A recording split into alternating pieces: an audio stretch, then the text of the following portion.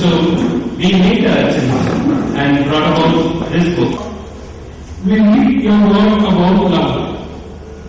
You are love. There is no fear in love. He who loves you loves his brother also. We believe it. We cry out, Lord, make it true in our life, because it isn't.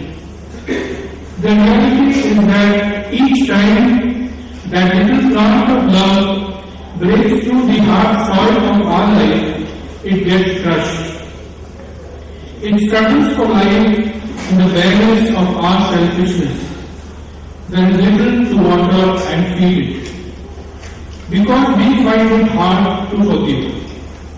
And yet it breaks through again and again. That gives us hope, Lord, because it's your love, your forgiveness.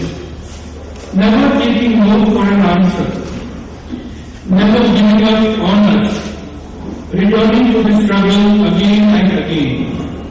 Lord, that's good. You're only asking us to do to others what you do for us, and offering us the strength to do it.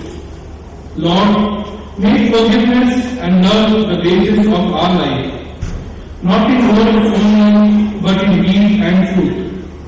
That our love for you may communicate itself in loving care for all around us. This we ask in Jesus' name. Amen. Good morning, friends. It is my pleasure on behalf of our hospital to welcome all of you to today's function. It is my privilege to welcome and also introduce Dr. Srinath Reddy, President of the National Board of Examinations.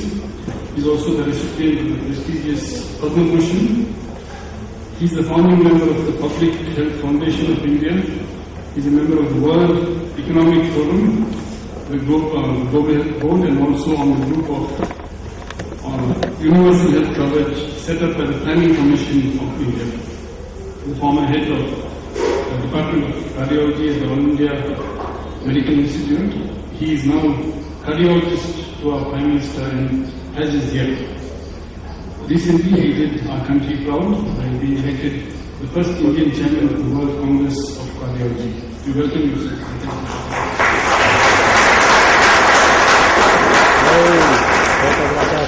He has been an important part of the book that we are releasing today. Thank you for coming.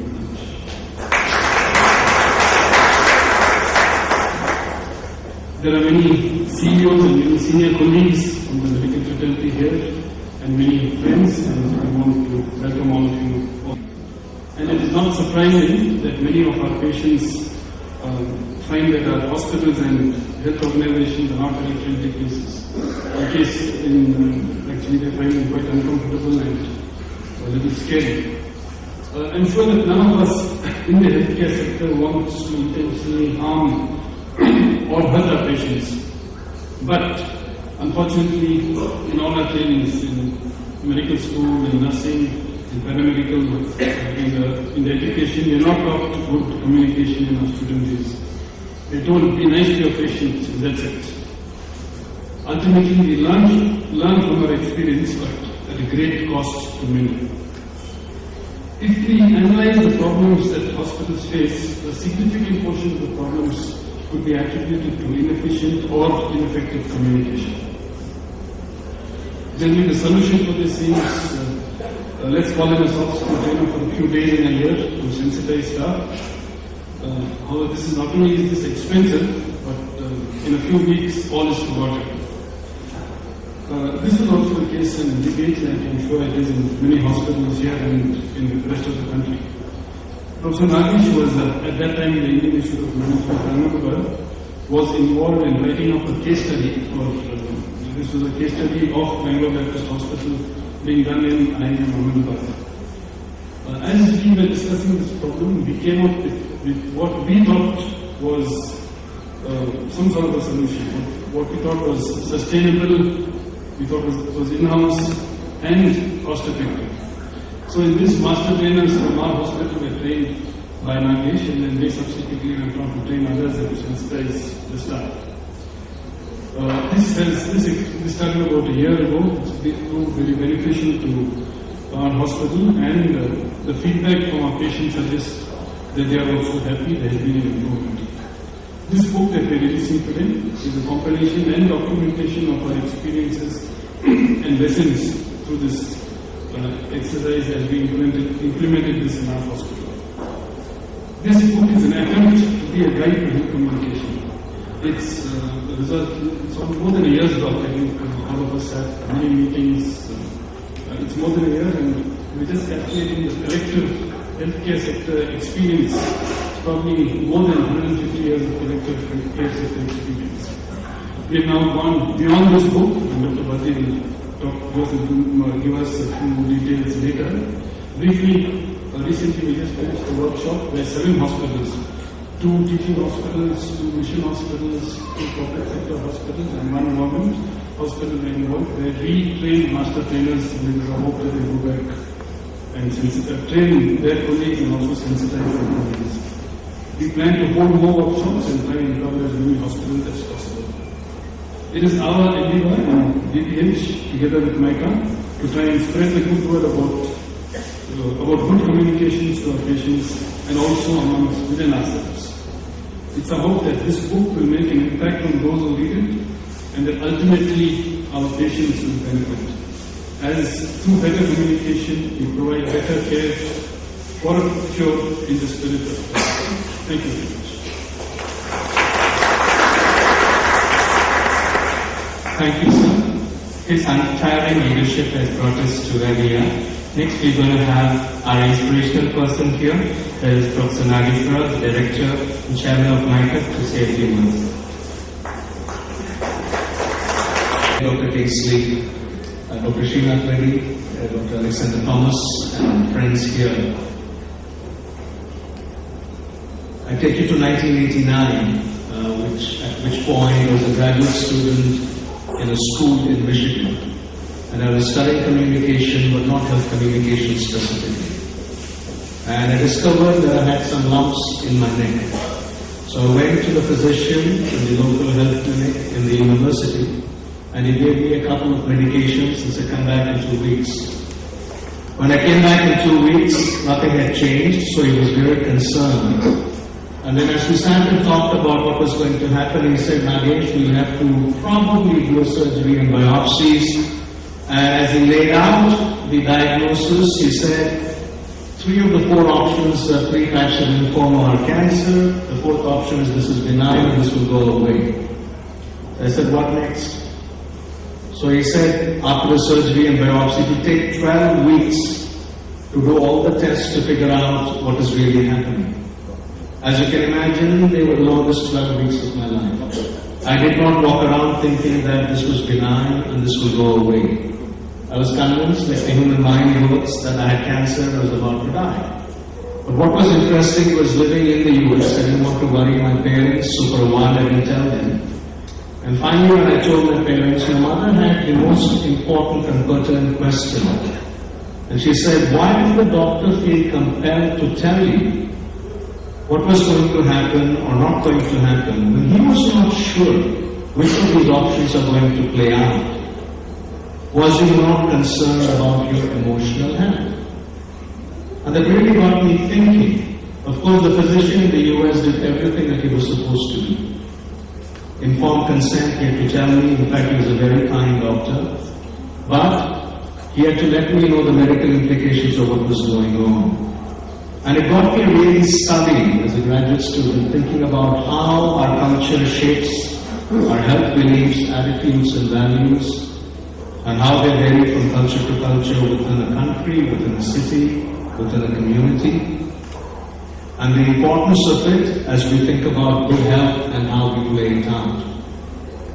A few weeks ago, our daughter Parmi, who was 8 years old, asked me, if communication is a soft skill, why is it so hard? And she's right. You know, as a soft skill, we sometimes many of us put communication at the bottom of the barrel, whether it's in management education, and to some extent in medical education too. It's taken for granted, as Dr. Alex talked about. So a few years ago when I was here, I was so deeply moved by the healthcare provided here in terms of all the staff members, the compassion, the communication and care. And as we began talking about the role of communication, Dr. Alex said, why not we do this on a sustained basis? And the result of it, and I would say in a record time, as most of you know, books take generally anywhere from 2 to 5 years to come to fruition. But this is the hard work and dedication, and I would say a labor of love of the authors, but every member of this community in Bangalore Baptist Hospital. And so it's my pleasure to be a part of this process. And Dr. Srinath Reddy was asking me if this book is dedicated to anybody. It's not officially there, but I want to dedicate this book to my mother, Sarasa Rao, who passed away 2 years ago. And she was in a hospital here in Bangalore, but not here at Bangalore Baptist. And I so wish she'd been here at Bangalore Baptist. And I know she's looking from somewhere up above, and we are sending her blessings, because she will be delighted to know the fruition of what we have done, but also the importance we give to communication, care and cure. Thank you for being here, and thanks for your presence.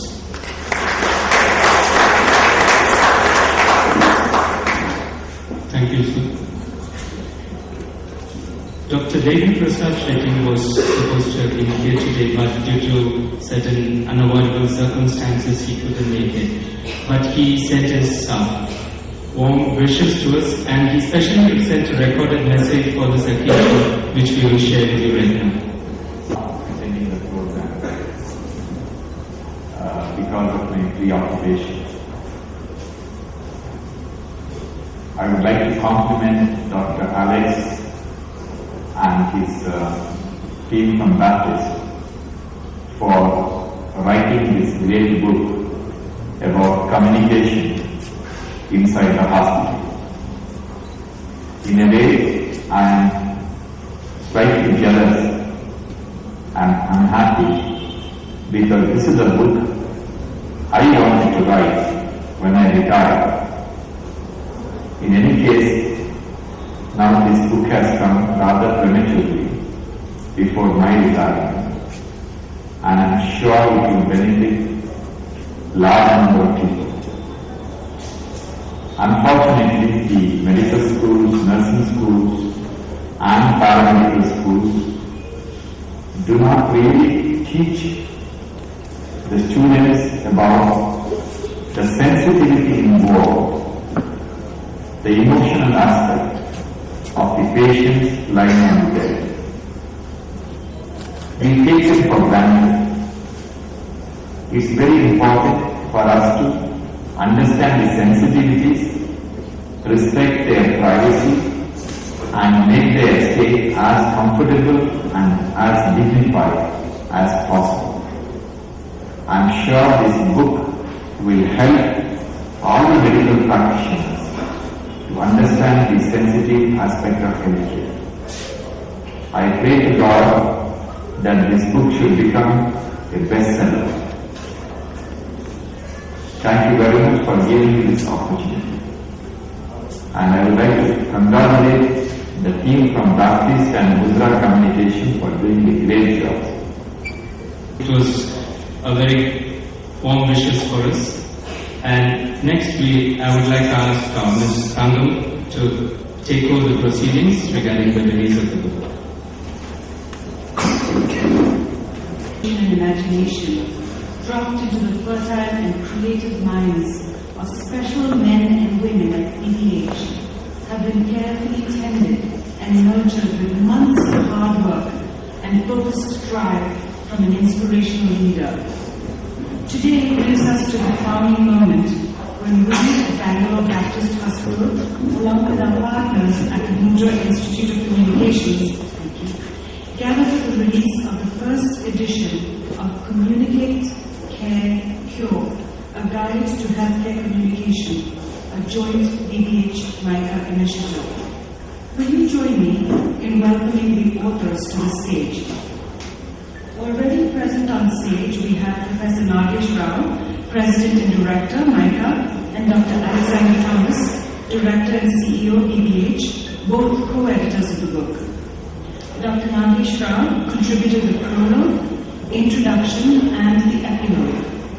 Dr. Alexander Thomas co-authored Chapter 1, First Impressions Matter, with Miss Elizabeth Rajan. Dr. Kingsley, head of the Department of Emergency Services and an internal medicine consultant at the hospital, contributed Chapters 2 and 3, Verbal Communication Styles, the role of assertiveness in healthcare communication, and action speaks louder than words, non-verbal communication. He co-wrote Chapter 5, Bridging the Gap, Removing Communication Barriers in Hospital Settings, with Sister Glory Dennis, Supervisor, Outpatients Department and Bed Manager of the hospital, and Sister Mercy Christodas, Assistant Chief Nursing Officer. Dr. Ajay Shetty, Consultant Urologist and DNP Program Coordinator at PBH, contributed Chapters 4 and 7, Listening with Undivided Attention, An Effective Prescription for Healing, and Sorry Works, Disclosure of Medical Errors. He also co-wrote Chapter 9, In the Spirit of Please and Thank You, Courtesy and Etiquette in Healthcare Communication, with Mr. Nalendra, Pharmacy Department Supervisor. Dr. Rajneesh Samal, Obstetrics and Gynecology Consultant and Division Head of the Allied Health Services, contributed Chapter 6, Tread with Care, Breaking Bad News to Patients, Family and their relatives. Dr. Badri Datta, ENT Consultant and Head of the Quality Division at PBH, contributed Chapter 8, Knowing Where to Draw the Line, What Constitutes Unacceptable Communication. Mr. Sunny Kurula, Deputy Director and Head of Administrative Services at PBH, contributed Chapter 10, Hospital Talk, How Communication Flows in Healthcare Organizations, and Professor Praveen Mishra, whose animated illustrations and designs complemented the writing and completed the book. At this time, I'd like to invite Dr. Srinath Reddy to officially release the book.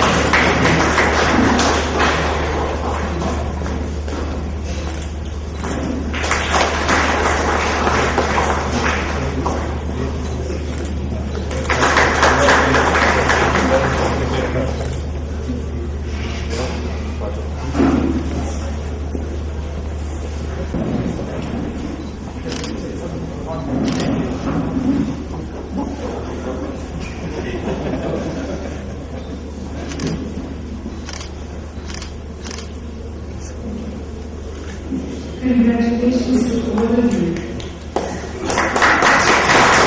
Editorial suggestions and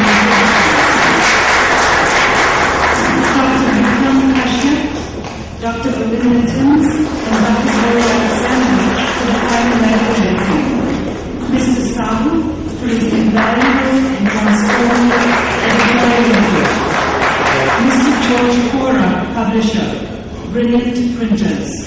Dr. Manju Chako and staff from the Quality Department for all their support and hard work. Ms. Preeti Thakur, a student from Manka, who helped in selecting the title of the book. Sister Sindhu, who graces the cover of the book. And Mr. Uday Daniel, who helped in finalizing the cover of the book. Can I ask all of you to please stand? Thank you. I'd like to request the Grace of Honor Dr. Release.mpg to address the academy. It's indeed a privilege to be here on this occasion, not only to read a book which is long overdue as a call to the conscience of the health professionals, but also to be part of a gathering which is so dedicated to the mission of providing the best of healthcare to all those in need at a very affordable cost.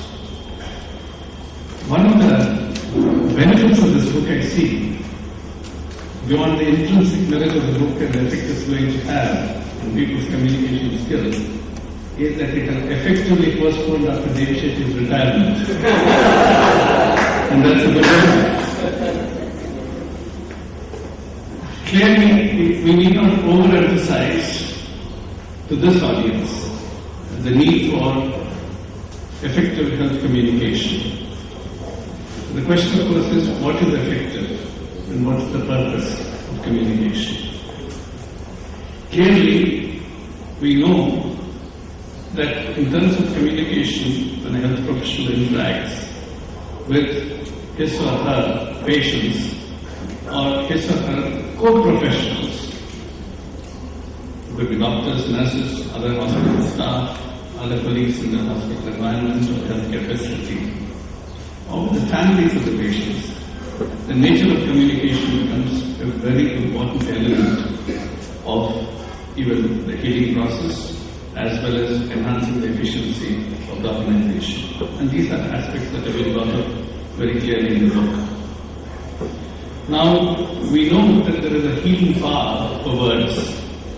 It's not merely that we have to follow the art of polite conversation because it's expected of us as a part of civilized conduct, but we also know professionally that effective, encouraging, empathetic communication can actually advance the goals of treatment and support the healing process. This was intuitively understood by the medical profession over the years, and of course even more so by the nursing profession, which has tended to be even more empathetic than the medical profession. But now we have scientific evidence in the form of excellent research in psychoneuroimmunology, which suggests how the mental state can affect endocrine functions and immune states, and therefore the ability to counter a disease or to recover faster. Just about 2 weeks ago, I was reading a copy of The Economist on a flight, and there in the science and technology segment, there was an elegant study that was summarized in The Economist about how if a person feels that he or she is healthy, then actually it improves the health. And this is a very well done study in which patients who are given that kind of information compared with people who are not given that kind of information with very similar disease states. And the vagal tone was studied, and the vagal tone markedly improved in people who felt that they were healthy or that their health status had improved. And this is independent of some of the other objective parameters, which of course improved later on.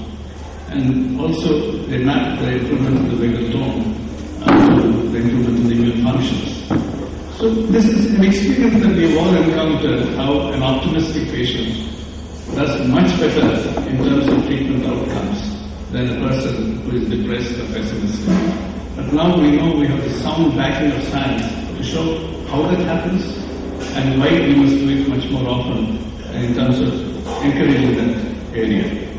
We also know that communication can be both verbal and non-verbal. And while verbal communication is very important, even the non-verbal communication is what we communicate to them in terms of our attitude is absolutely critical. And of course, even the written communications are very important in terms of the need for clarity, so that people do not misunderstand the instructions that are given with every English child and follow. So every aspect of communication becomes absolutely important. Now, communication is not, it's not just being not just avoiding being rude or just being polite. You can be polite and very vague at the same time. You have to be both polite and enabling. And it is an enabling communication that's very important. And therefore the clarity and the content will become absolutely critical.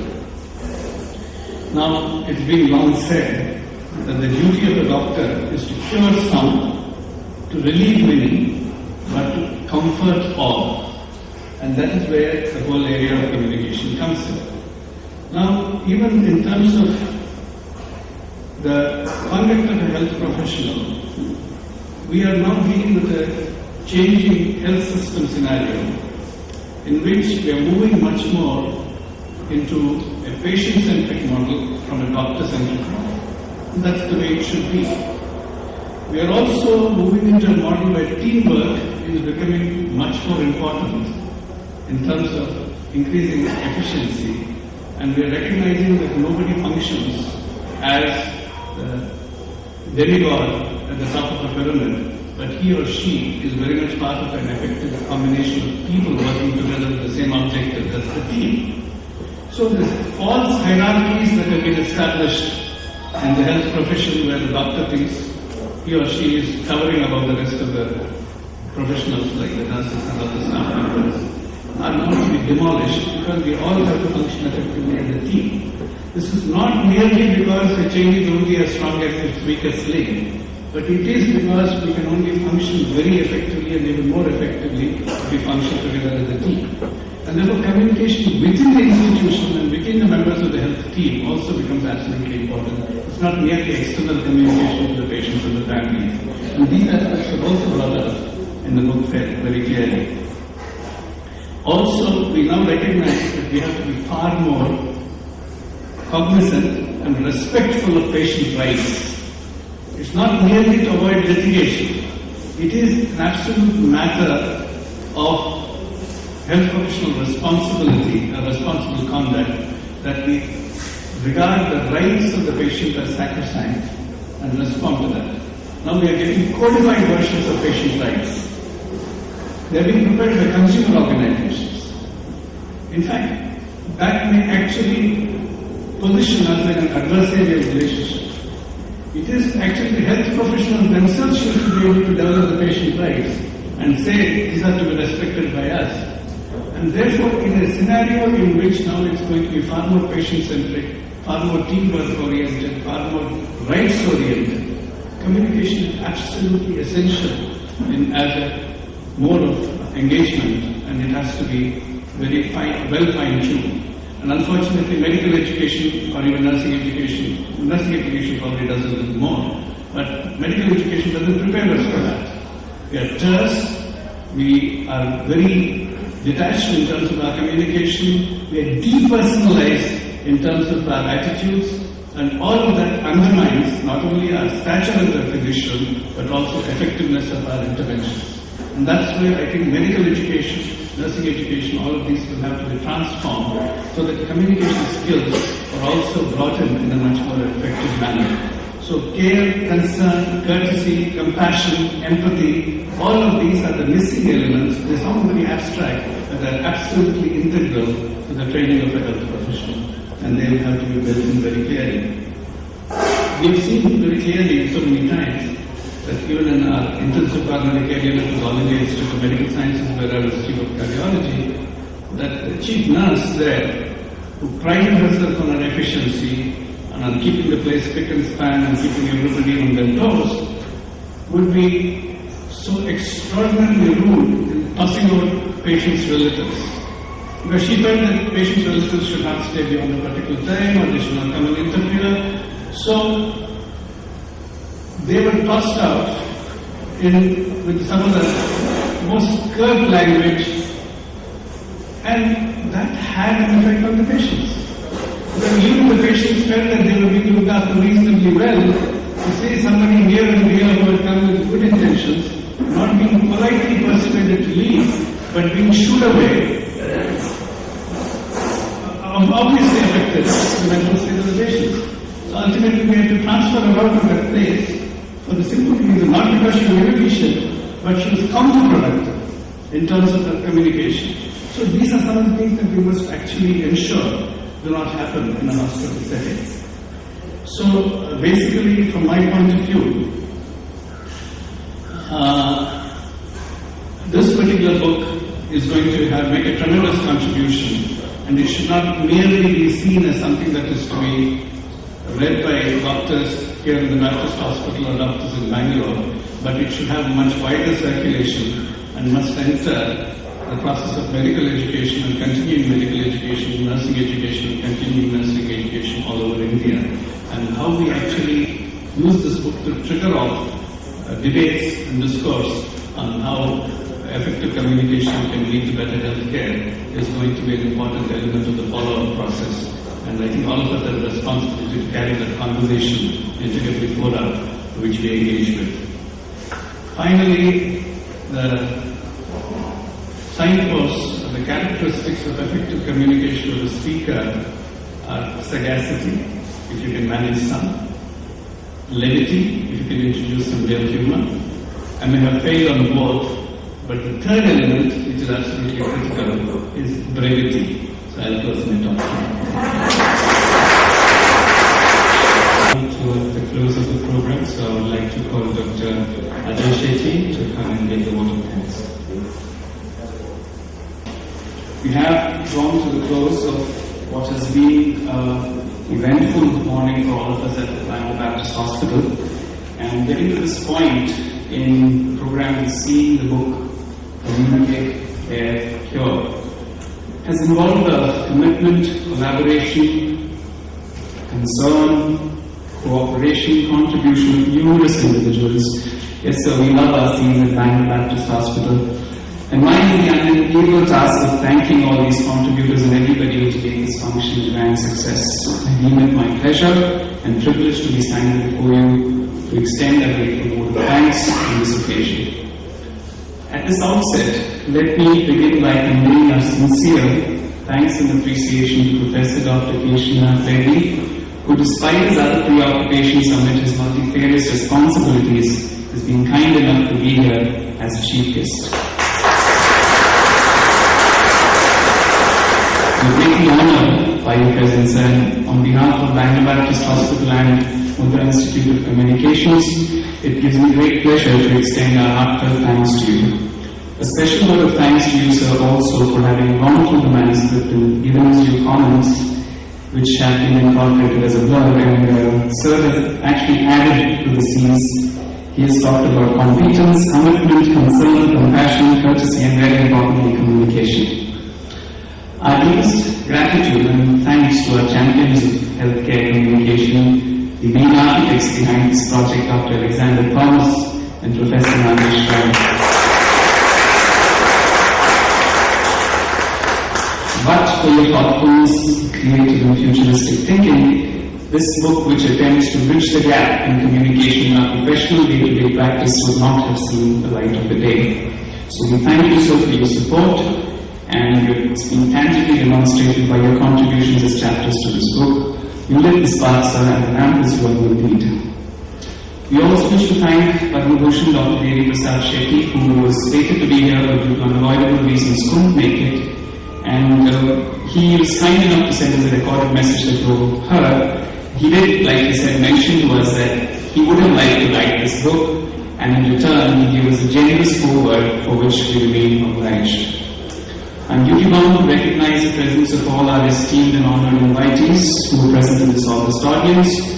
Without venturing into individually mentioning names, I wish to tell you of privilege and pleasure I have in extending our sincere vote of thanks for your kind gesture of participation. I would be failing in my duty if I did not acknowledge the members of the press and the media who are giving us this coverage. We've always been kind and helpful in giving coverage to all our endeavors, as you're aware that what we do at Baptist this is with a lot of zeal and for the good of the common man. So we request you to spread the good word of healthcare communication and hope that everyone who reads this book will find these texts handy and useful as we envisage it will be. I wish to thank all the members of the dietary department, security, caterers, housekeeping, guest relations, maintenance, audiovisual department for your excellent support to make this function a success. Ladies and gentlemen, once again, thank you all for coming. Wish you all a Merry Christmas and a Happy New Year.